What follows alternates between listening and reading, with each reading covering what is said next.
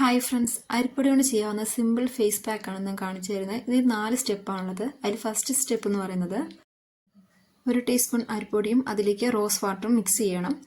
Rose water ഇല്ലെങ്കിൽ ഇളം ചൂടുള്ള വെള്ളമായാലും മതി കേട്ടോ.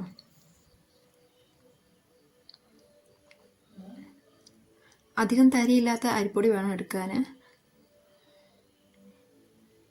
എന്നിട്ട് നന്നായി മിക്സ് ചെയ്ത് ഫേസിൽ അപ്ലൈ ചെയ്യാവുന്നതാണ്. പാക്ക് അപ്ലൈ ചെയ്യുന്ന മുന്നേ ഫേസ് ഒന്ന് ആവി പിടിക്കുന്നത് നല്ലതായിരിക്കും.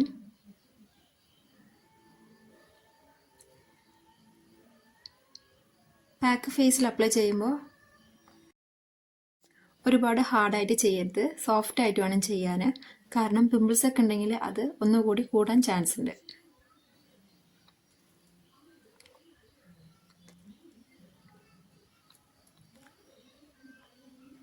സ്കിന്നിനൊരു ഇൻസ്റ്റൻറ്റ് ബ്രൈറ്റ്നസ് കിട്ടാനും സോഫ്റ്റ് ആവാനും ഇത് നല്ലതാണ്.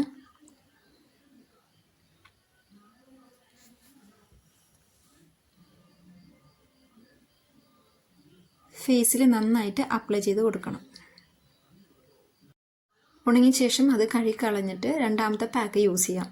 അതിനും അരിപ്പൊടിയാണ് ആദ്യം വേണ്ടത്. അരിപ്പൊടിയും റോസ് വാട്ടറും കൂടി മിക്സ് ചെയ്യണം.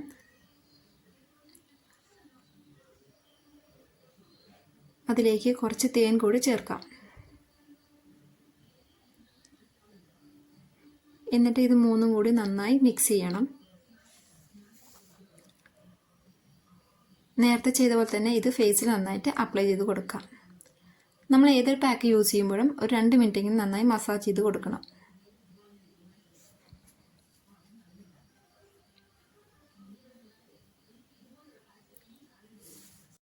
ഫേസിൽ നന്നായി അപ്ലൈ ചെയ്ത ശേഷം ഒരു 15 മിനിറ്റ് കഴിഞ്ഞിട്ട് കഴുകിക്കളയാവുന്നതാണ്.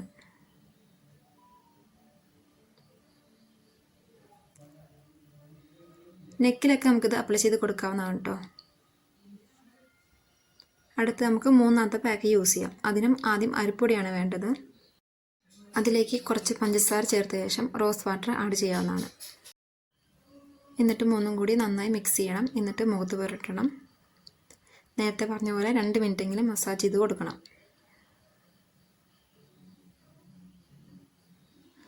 ഇത് ലാസ്റ്റ് സ്റ്റെപ്പാണ്. ഇതിനും അരിപ്പൊടി എടുക്കണം. അതിലേക്ക് തക്കാളിയുടെ നീരാണ് ചേർക്കേണ്ടത്.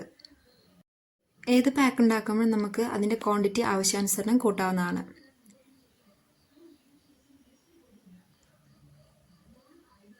ഇത് നമുക്ക് ഫേസിൽ നന്നായിട്ട് അപ്ലൈ ചെയ്ത് കൊടുക്കാം. ചെറിയൊരു നീറ്റിലുണ്ടാവും കേട്ടോ. ഫേസ് നന്നായി അപ്ലൈ ചെയ്ത ശേഷം നല്ലൊരു മസാജ് കൊടുക്കാം.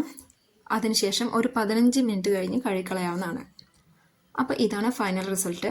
എല്ലാവരും ഒന്ന് ട്രൈ ചെയ്ത് നോക്കണം. വീഡിയോ ഇഷ്ടപ്പെട്ടാൽ ചാനൽ ലൈക്ക് ചെയ്യുക, സബ്സ്ക്രൈബ് ചെയ്യുക, സപ്പോർട്ട് ചെയ്യുക.